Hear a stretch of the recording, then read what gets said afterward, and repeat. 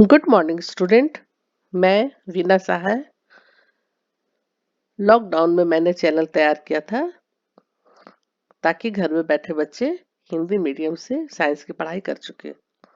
Okay, मैंने 8, 9th और 10th class का बहुत सारा वीडियो तैयार किया है। पूरा कंप्लीट तो नहीं हुआ है लेकिन फिर भी बहुत सारे वीडियोस हैं। हो सकता है आप लोग देखे होंगे, नहीं देखे हो तो उसे देखिएगा, कमेंट कीजिएगा, सब्सक्राइब कीजिएगा।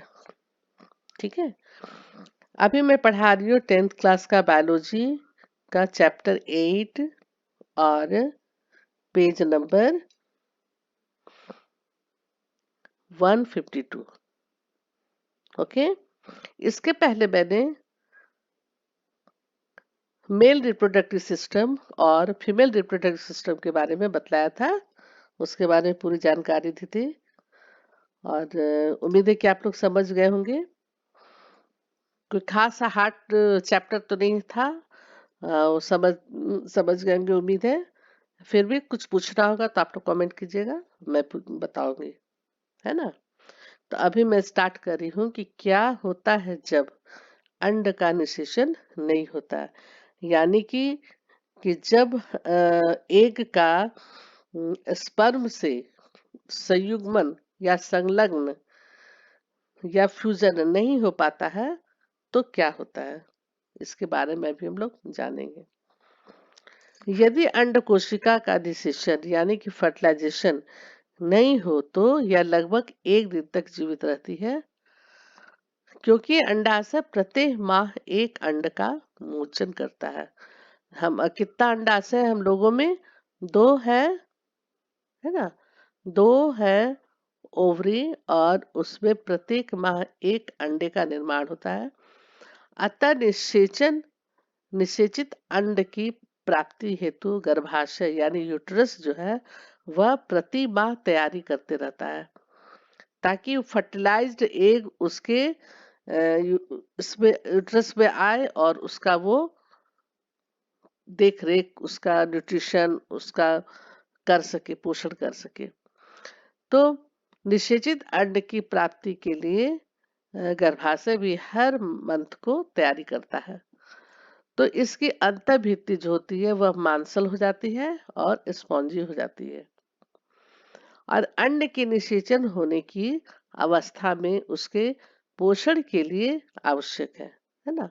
अंड के निषेचन होने की अवस्था में उसके पोषण के लिए आवश्यक है, परंतु निषेचन न होने से फर्टिलाइजेशन नहीं होने की अवस्था में इस परत की भी आवश्यकता नहीं रहती है। ये जो परत जो तैयार होता है प्रति माह, वो परत का जरूरत नहीं पड़ता है, नहीं रहता है, और यह परत धीरे धीरे टूटकर वेजाइना से यानी कि योनि मार्ग से ब्लड और म्यूकस के रूप में बाहर हो जाता है ना। तो एग का जो फॉर्मेशन, एग को स्पर्म नहीं मिल पाता है, वह स्पर्म से संलग्न नहीं हो पाता है, उसका मेल और फीमेल जायगोट नहीं मिल पाते हैं, तो उस स्थिति में क्या होता है, वह परत टूटकर ब्लड और म्यूकस के साथ साथ योनि मार्ग से यानी कि वेजाइना से वह बाहर की ओर निकल जाता है, निष्कासित हो जाता है। तो इस चक्र में लगभग एक मास का समय लगता है तथा इसे ऋतुस्राव या रजोधर्म कहते हैं या मेंस्ट्रुअल साइकिल कहते हैं। ये चक्र पूरा होने में 1 माह लगता है और फिर ठीक 1 माह के बाद वही स्थिति आती है कि गर्भाशय जो है वह फर्टिलाइज्ड एग का तैयारी करने लगता है ना। तो इसको हम लोग नहीं फर्टिलाइज जब होता है तो ऐसे में क्या हो जाता है, मेंस्ट्रुअल साइकिल फिर स्टार्ट हो जाता है और यह 2-3 दिन से लगभग 7 दिन तक दिनों तक रहता है। और ये चक्र हर महीने में आता है, ये साइकिल, इसलिए से मेंस्ट्रुअल साइकिल भी कहते हैं। और ऋतुस्राव या रजोधर्म, ठीक है। अब है जनन स्वास्थ्य। जनन के स्वास्थ्य के बारे में। लैंगिक परिपक्वता एक क्रमिक प्रक्रम है तथा यह उस समय होता है जब शारीरिक वृद्धि भी होती है। अतः किसी सीमा तक लैंगिक परिपक्वता का अर्थ यह नहीं है कि शरीर अथवा मस्तिष्क जनन क्रिया अथवा गर्भधारण योग्य हो गए हैं, है ना। हम यह निर्णय किस प्रकार ले सकते हैं कि शरीर एवं मस्तिष्क इस मुख्य उत्तरदायित्व के योग्य हो गया है। इस पर हम लोग चर्चा या किसी प्रकार का दबाव है।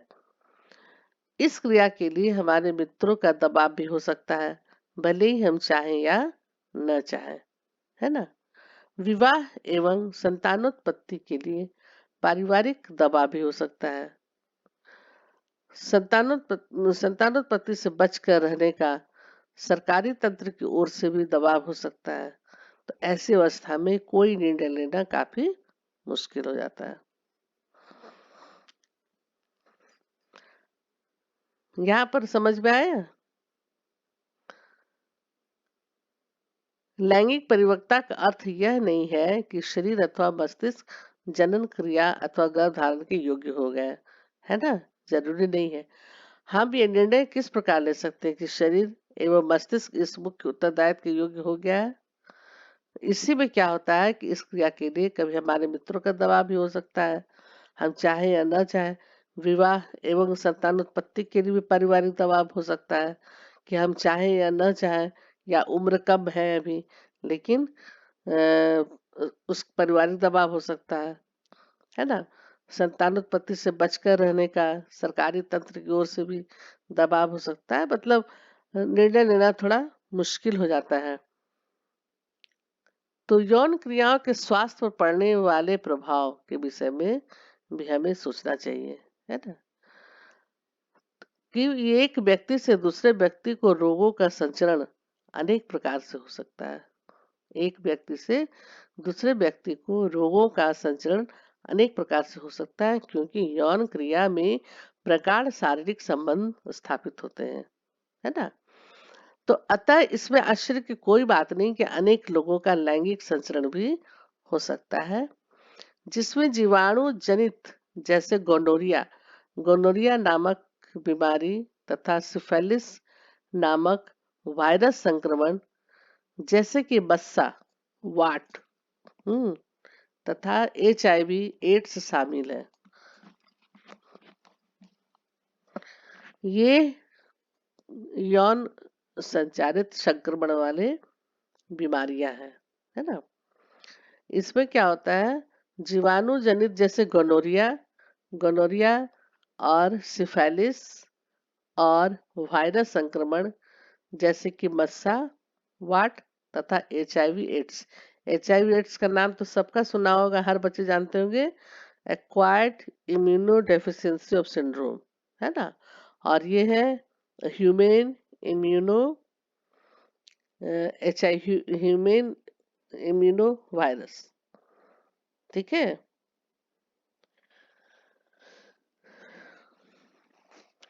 Humane immunodeficiency virus, HIV, humane immunodeficiency virus.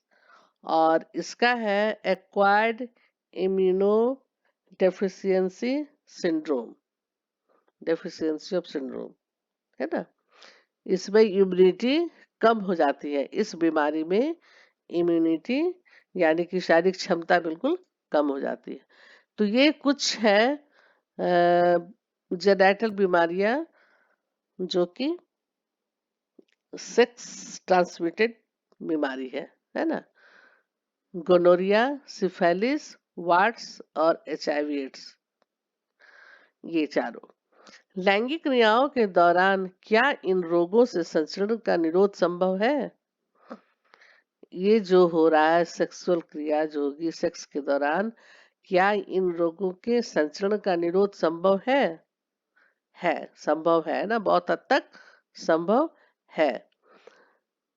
इसके लिए आवरण अथवा कंडोम के प्रयोग से इनमें से अनेक रोगों के संचरण का कुछ सीमा तक निरोध संभव में कुछ सीमा तक बचा जा सकता है ना।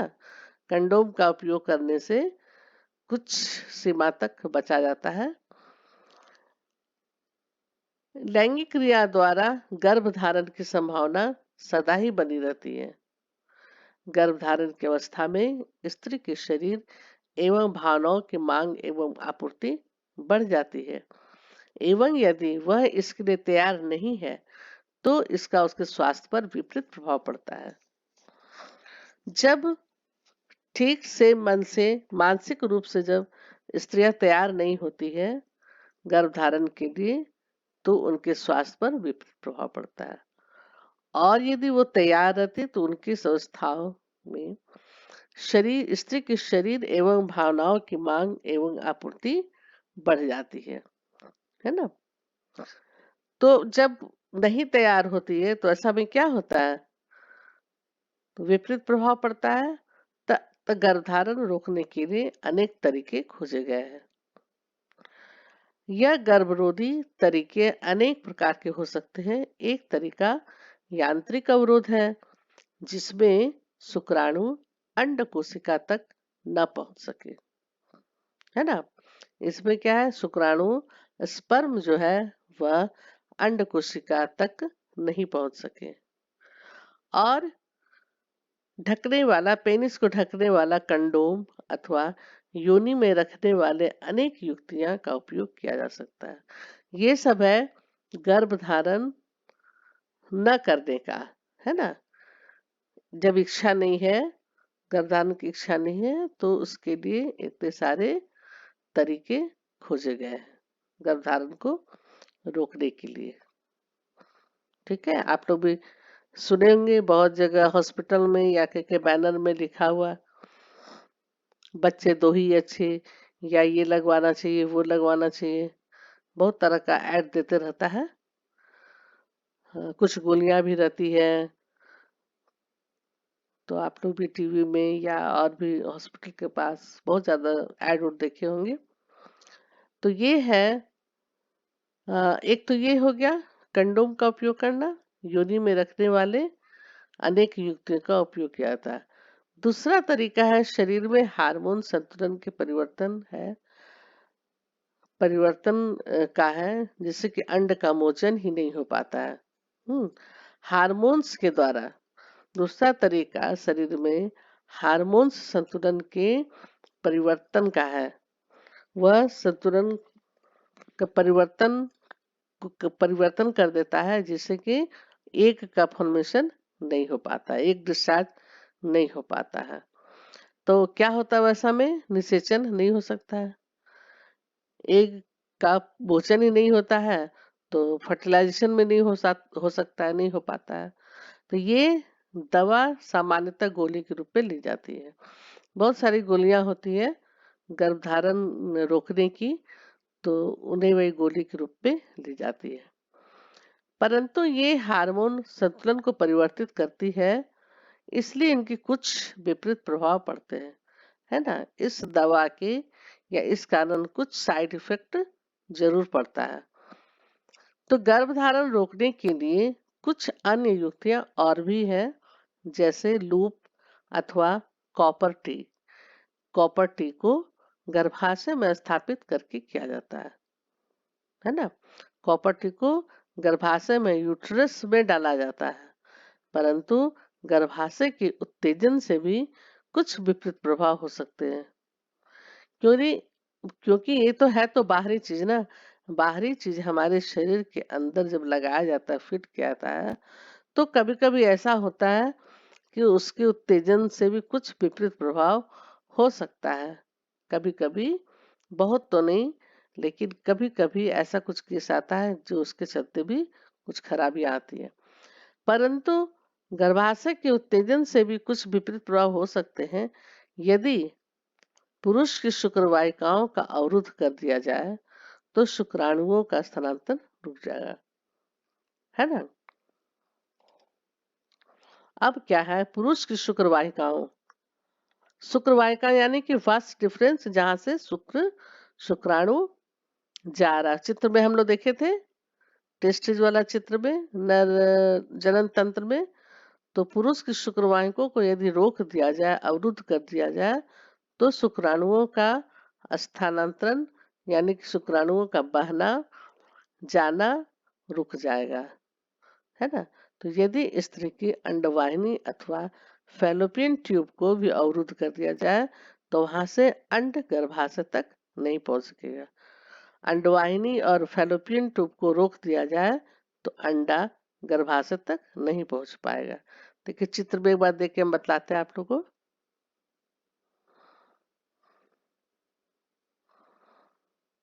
देखिए ये जो शुक्रवाहिनी है, इसको यदि रोक दिया जाए, इसको अवरुद्ध कर दिया जाए, है ना, तो क्या होगा, जो स्पर्म जो है वह यहाँ तक बाहर तक नहीं आ सकेगा। ठीक है, तो एक वो रास्ता है, शुक्रवाहिनी को शुक्र बहन इसी को यहाँ पर रोक दिया जाएगा तो शुक्राणु बाहर नहीं आ पाएगा। उसी तरह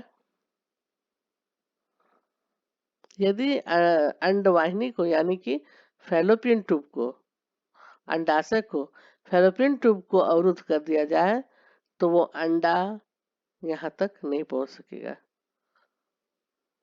है ना। तो यही है, अवरुद्ध करके भी हम गर्भधारण को रोक सकते हैं। या तो फैलोपियन ट्यूब को फीमेल में, और या तो जेंट्स में, मानव नर में शुक्र वाहिकाओं को अवरुद्ध करके, है ना। उसको अवरुद्ध करने से क्या होगा, शुक्राणु पास नहीं होगा, और इधर फैलोपियन ट्यूब को अवरुद्ध कर देने से अंडा पास नहीं होगा, है ना, उसका एग एक नहीं पहुंचेगा। तो इस तरह से हम इस विधि से भी गर्भधारण को रोका जा सकता है। फैलोपियन ट्यूब को अवरुद्ध कर दिया जाए तो डिम्ब जो है, अंडा जो है वह गर्भाशय तक नहीं पहुंच सकेगा। तो दोनों ही अवस्थाओं में निषेचन नहीं हो पाएगा, या तो शुक्रवाहिकों को अवरुद्ध कर दिया जाए या तो अंडवाहिनी को भी। ये जब भी होगा तो मेल और फीमेल गैमेट के मिलने से ही निषेचन होता है, नहीं तो निषेचन होगा ही नहीं। तो ऐसी स्थिति में क्या होगा, दोनों ही अवस्थाओं में निषेचन की क्रिया नहीं हो पाएगी। और फिर है शल्य क्रिया तकनीक द्वारा यानी कि ऑपरेशन। ऑपरेशन तकनीक द्वारा इस प्रकार के अवरोध उत्पन्न किए जा सकते हैं। यद्यपि शल्य तकनीक भविष्य के लिए पूर्णतः सुरक्षित है। शल्य तकनीक भविष्य के लिए पूर्णतः सुरक्षित है, परंतु असावधानी पूर्वक की गई शल्य क्रिया से संक्रमण तथा दूसरी समस्याएं भी उत्पन्न होती हैं। लेकिन जब सही ढंग से ये शल्य क्रिया हो तो ये सबसे अच्छा होता है। शल्य क्रिया द्वारा अनचाहे गर्भ को हटाया भी जा सकता है। तो इस तकनीक का दुरुपयोग उन लोगों द्वारा किया जा सकता है जो किसी विशेष लिंग का बच्चा नहीं चाहते हो। आप लोग बीच में सुने होंगे कि लड़की भ्रूण हत्या, भ्रूण हत्या, भ्रूण हत्या में कन्या भ्रूण हत्या। भ्रूण हत्या तो हुआ ही, उसके साथ साथ किसका हत्या हुआ, कन्या का, है ना। कन्या भ्रूण हत्या इतना होने लगा, इतना होने लगा कि अब कन्या का ही संख्या कम हो गया है। उसके अनुपात इतनी कम हो गई है कि अब लोग परेशान हैं कि लड़की होना चाहिए था, कन्या का अनुपात इतना ज्यादा कम हो गया। लेकिन अब वो बात नहीं, वो बहुत बदल चुका है।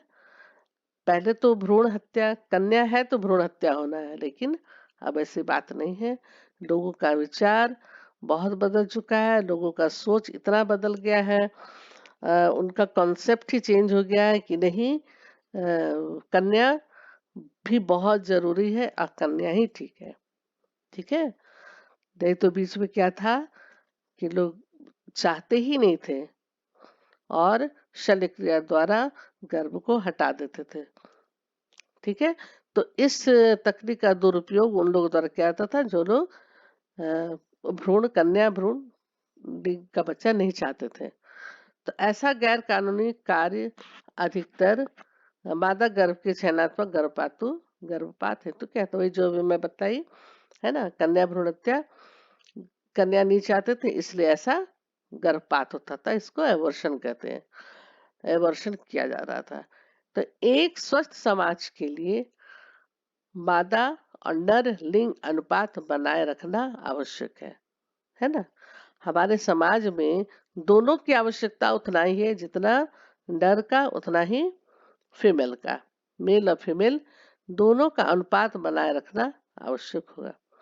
यद्यपि हमारे देश में भ्रूण लिंग निर्धारण एक कानूनी अपराध है। हमारे देश में भ्रूण लिंग निर्धारण एक कानूनी अपराध है। हमारे समाज की कुछ इकाइयों में भ्रूण की निर्मम हत्या के कारण, कन्या भ्रूण की निर्मम हत्या के कारण हमारे देश में शिशु लिंग अनुपात तीव्रता से घट रहा है, जो कि चिंता का विषय है। वही मैंने कहा कि भ्रूण हत्या, कन्या भ्रूण हत्या होते होते कन्या की संख्या इतना ज्यादा कम हो गया है कि अब चिंता का विषय हो गया है ना।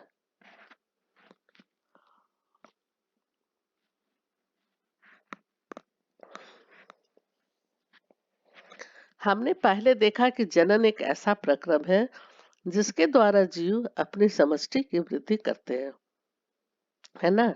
जनन एक ऐसा क्रिया है, ऐसा प्रोसेस है, ऐसा प्रक्रम है कि उसके द्वारा जीव अपनी समष्टि यानी कि एक जाति का समुदाय की वृद्धि करते हैं, है ना। तो एक समष्टि में जन्म दर एवं मृत्यु दर उसके आकार का निर्धारण करती है।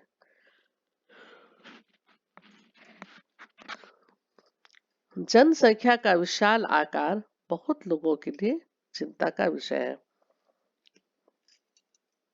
इसका मुख्य कारण है बढ़ती हुई जनसंख्या के कारण प्रत्येक व्यक्ति के जीवन स्तर में सुधार लाना दुष्कर कार्य है। यदि सामाजिक असमानता हमारे समाज के निम्न जीवन स्तर के उत्तरदायी है, तो जनसंख्या के आकार का महत्व इसके लिए अपेक्षाकृत कम हो जाता है। यदि हम अपने आसपास देखें तो क्या जीवन के निम्न स्तर के लिए उत्तरदायी सबसे महत्वपूर्ण कारण की पहचान कर सकते हैं? बढ़ती हुई जनसंख्या के कारण प्रत्येक व्यक्ति के जीवन स्तर में सुधार लाना दुष्कर कार्य है ना। यदि सामाजिक असमानता हमारे समाज के निम्न जीवन स्तर के लिए उत्तरदायी है, तो जनसंख्या के आकार का महत्व इसके लिए अपेक्षाकृत कम हो जाता है। अब है कुछ प्रश्न।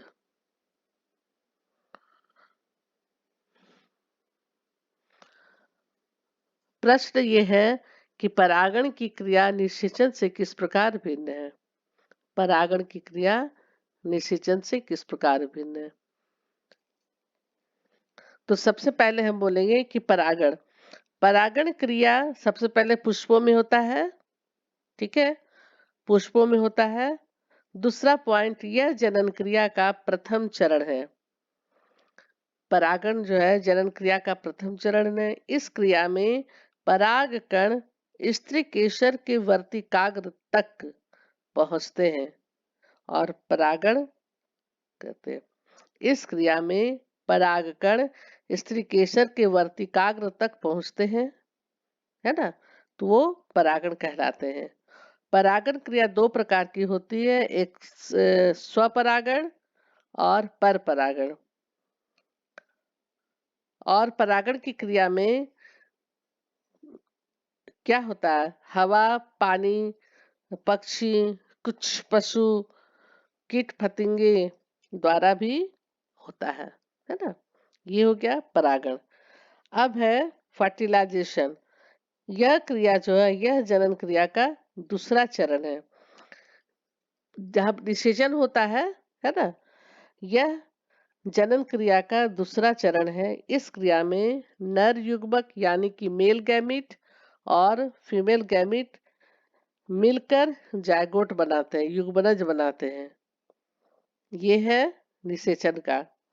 अच्छा, निषेचन क्रिया भी दो प्रकार की होती है, एक बाह्य निषेचन और एक आंतरिक निषेचन, ठीक। एक है एक्सटर्नल, दूसरा है इंटरनल। अच्छा, और परागण है, यह फिजिकल प्रोसेस है, और ये जो है यह जेनेटिक और बायोकेमिकल प्रोसेस है।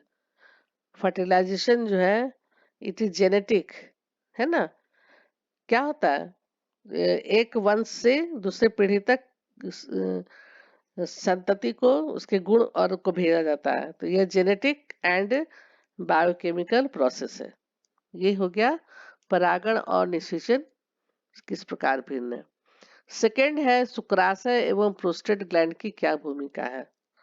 तो शुक्राशय और प्रोस्टेट ग्लैंड ये दोनों क्या करते हैं, सेमिनल वेसिकल्स और प्रोस्टेट ग्लैंड दोनों एक फ्लूइड का सिक्रेशन करते हैं, है ना, तरल पदार्थ द्रव का स्राव करते हैं।